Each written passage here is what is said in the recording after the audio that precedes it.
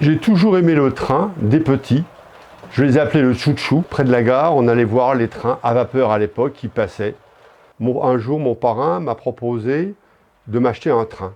Et donc, j'ai commencé à acheter des rails, une locomotive. Et j'ai fait chez moi un premier circuit provisoire sur la table de la salle à manger. Ma fille, quand elle est petite, jouait avec le train. Elle a toujours aimé le train comme moi. J'avais l'idée de faire un réseau Est, dans la région Lorraine bien entendu, mais vapeur autorail, dans les années, en grosso modo, 50-60.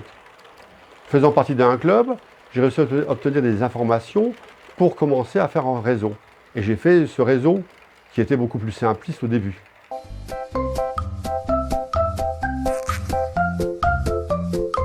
J'ai un ami, à l'époque, il y a plus de 30 ans, faisait la même chose que moi, un dépôt vapeur en train. Malheureusement, il est décédé et il y a une bonne dizaine d'années, sa famille m'a cédé tout son matériel et son réseau. Alors, chaque panneau est séparé. Le premier panneau, le deuxième panneau, le troisième panneau, le quatrième panneau et le morceau là, cinquième panneau. Parce que c'est un morceau que j'ai rajouté parce que j'ai besoin de mettre parce que tous les trains peuvent aller partout. Donc. Et hop, voilà. Ah oui. Le feu est rouge, et quand il va redevenir vert, il repartira tout seul. Je suis rentré à la SNCF en 1944. Puis la fumée fonctionne en fonction de la... Vraiment, elle est ça s'appelle pulser, hein, c'est vraiment la...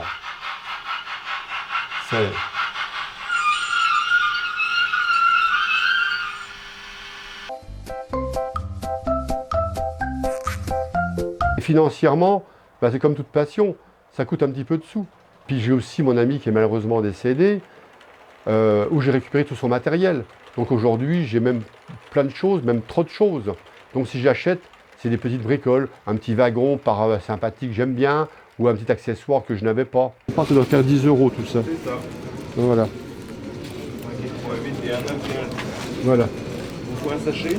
Ah, je veux bien parce que là, ça le champignon, je l'ai acheté d'occasion, un gars qui vendait ça j'ai acheté d'occasion, vous voyez, des trucs qui ne se font plus. Bon, des trucs qui ne se fabriquent plus, c'est du jouef, ça. Ça ne se fabrique plus, donc j'ai acheté d'occasion.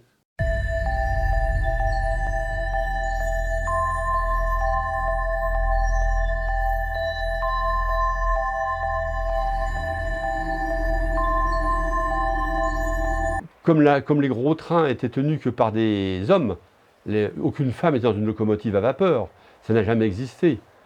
Et donc c'est resté un jouet essentiellement garçon. Mais moi j'ai la preuve avec mes petits-enfants, ma petite fille, qui adore le train et qui joue avec le train au même niveau que son frère.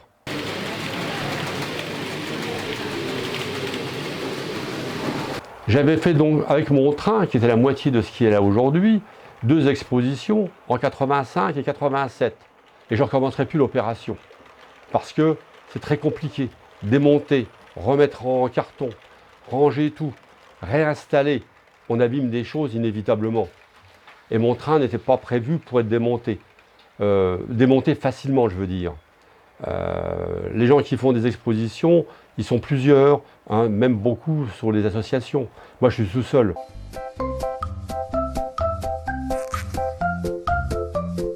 Pour les enfants, faire du modélisme, c'est facile et difficile. À l'époque, il y avait Jouef.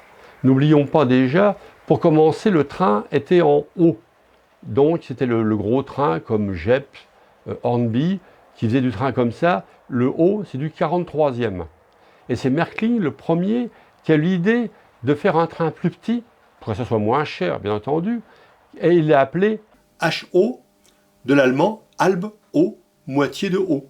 Ah, c'est donc le 87e, l'échelle que nous avons là aujourd'hui. Ah, d'accord. Cette échelle plus courte permet de faire plus de matériel.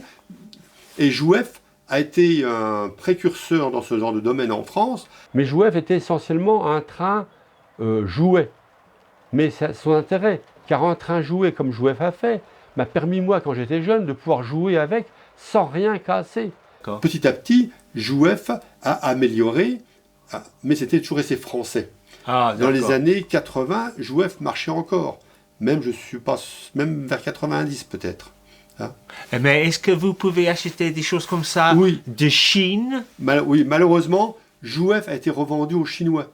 Donc les Chinois ont racheté les moules et Oui. c'est fabriqué maintenant en Chine.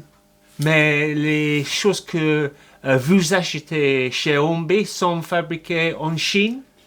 Je ne sais pas pour les Anglais, mais je parle maintenant du matériel qu'on trouve nous en France, parce que ce qui m'intéresse moi, c'est du matériel français.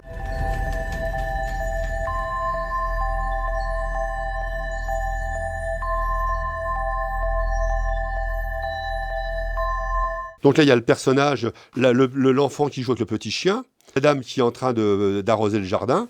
Ici, derrière, ça c'est un café-restaurant. Un restaurant, il y a les balançoires, là, et puis il y a Nous là. avons Voilà. une boulangerie ici? Il y a un magasin qui fait tout, un primeur. On le verra ici, le primeur. Là, il y a toutes les barrières, et toutes les barrières se démontent. Vous voyez, il y a des petites vis, ça se démonte, parce que si je viens de travailler, je casse. Donc je démonte les barrières, je peux travailler, et j'en mets les barrières après. Il faut toujours penser à ça. Et puis moi, je fais que pour que tout soit démontable. Parce qu'un jour, il faudra le démonter. Et là, donc j'ai fait, c'est ce que j'ai fini, j'ai posé ce matin, tout à l'heure. C'est le petit vélo de marchand de glace, hein, avec les enfants qui cherchent la glace et la madame qui va te servir. Et ça, c'est parce que le papa de mon beau-frère était glacier à Nancy. Aujourd'hui, pour pouvoir faire du modélisme, on fait du matériel très sophistiqué, très joli, mais également assez fragile. Et pour un enfant, un jeune enfant, on ne peut pas commencer avec du matériel fragile et coûteux.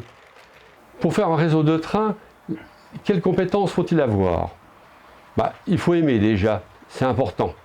Après, ça demande un peu de minutie. Le problème en modèle réduit, c'est que tout est petit et la moindre petite paille peut générer des problèmes. La télévision, les tablettes, les jeux électroniques ont détrôné beaucoup de jeux, dont le train. Bien sûr. Hein.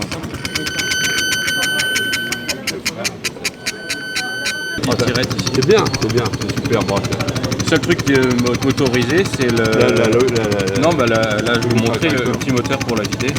Ah, il y a un petit moteur pour la vider. Ah oui, il y a un petit truc, j'ai vu une petite... Toc. Donc là, toc, et Oh. hop là.